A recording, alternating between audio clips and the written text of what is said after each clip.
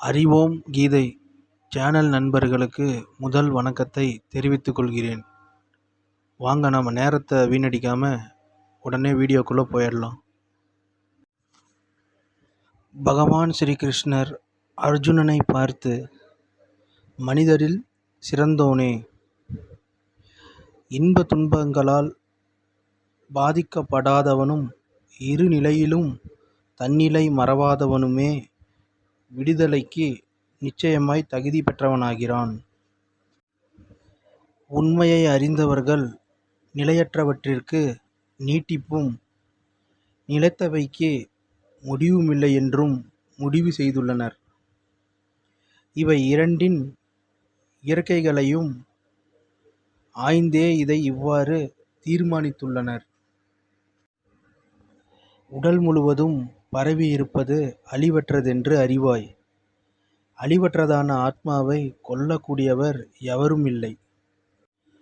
உடல் முழுவதும் பரவிய ஆத்மாவின் உண்மை இயல்பை இப்பதம் மேலும் தெளிவாக விளக்குகின்றது. உடல் முழுவதும் பரவியிருப்பது என்னவென்று எவருமே தெரிந்து கொள்ள முடியும். அதுவே உணர்வு. முழுவதுமோ அங்கமாகவோ உடலின் இன்ப துன்பங்களை ஒவ்வொருவரும் உணர்கின்றனர். ஒருவரது சொந்த உடலுடன் இவ்வுணர்வின் பரப்பு கட்டுப்பட்டதாக உள்ளது. ஒரு உடலின் இன்ப துன்பங்கள் மற்ற உடலுக்கு தெரியாது. எனவே ஒவ்வொரு தனி உடலும் ஒரு தனி ஆத்மாவை உடையது. மேலும் அந்த ஆத்மா இருப்பதன் அறிகுறி தனி உணர்வால் அறியப்படுகின்றது. ஒரு ரோமக்கணுவின் 10,000ல் ஒரு பங்கு அளவுடையதாக ஆத்மா வர்ணிக்கப்பட்டுள்ளது. ஒரு ரோமத்தின் மேற்கணு 100ஆக பிரிக்கப்பட்டு அத்தகைய ஒவ்வொரு பிரிவு மீண்டும் 100 பிரிவுகளாக்கப்பட்டால் அந்த உட்பிரிவு ஒன்று எவ்வளவு இருக்குமோ அதுவே ஆன்மாவின் அளவாகும். ஆத்மா அணுவுருவானது. இது பக்குவமான அறிவால் அனுபவப்படக்கூடியது.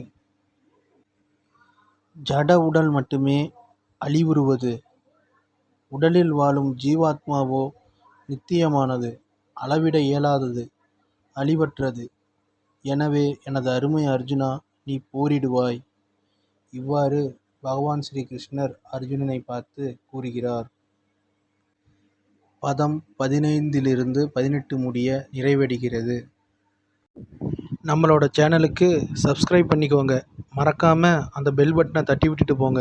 அப்போ தான் நம்ம போடுற அப்டேட்ஸ் எல்லாம் உங்களுக்கு நோட்டிஃபிகேஷன்லாம் வந்து சேரும்.